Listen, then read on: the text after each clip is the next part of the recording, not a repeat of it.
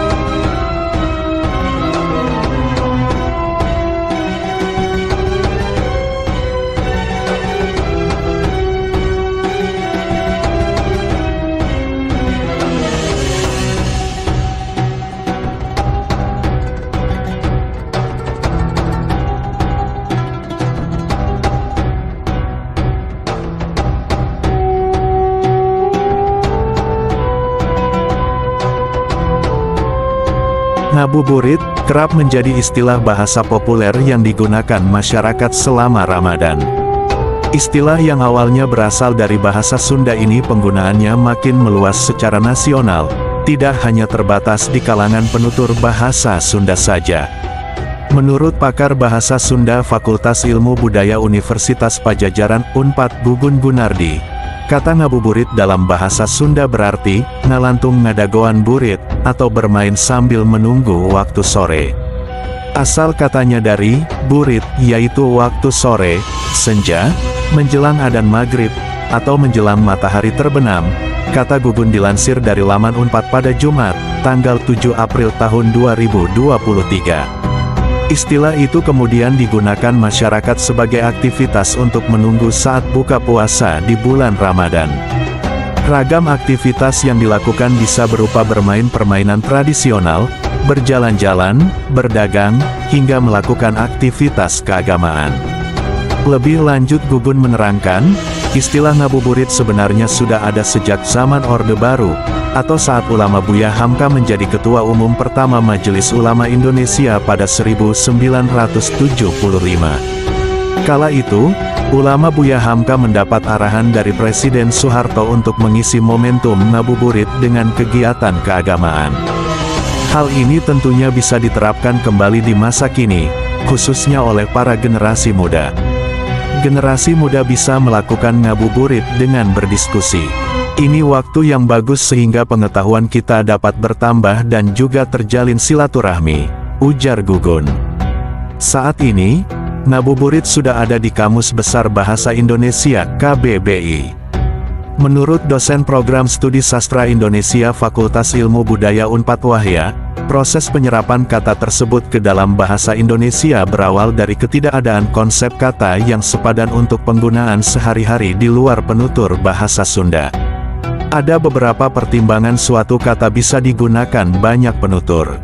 Pertama, soal bunyi, apakah enak didengar atau tidak mengarah ke makna tertentu. Susunan kata juga dipertimbangkan, seperti apakah sesuai dengan susunan suka kata bahasa Indonesia atau tidak. Pertimbangan selanjutnya adalah keringkasan, yakni kata itu tidak terlalu panjang saat diucapkan. Dengan dasar ini tampaknya kata ngabuburit yang berasal dari bahasa Sunda diserap ke dalam bahasa Indonesia, kata Wahya.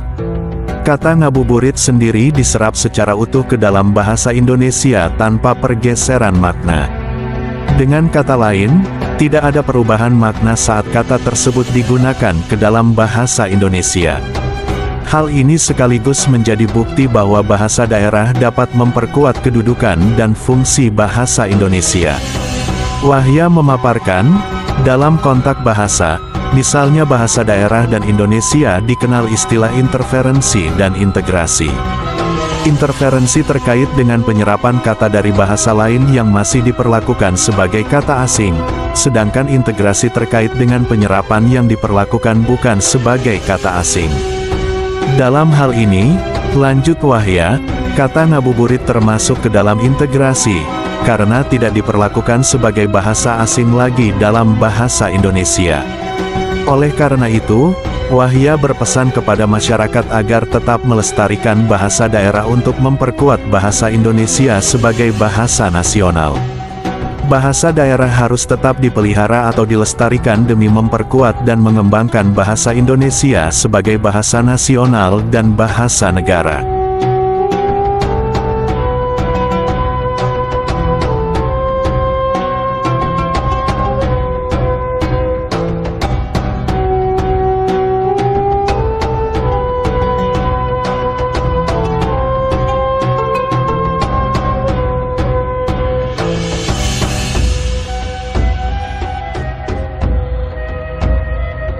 Oke sahabat BBA Channel, itulah sedikit ulasan tentang istilah kata-kata ngabuburit.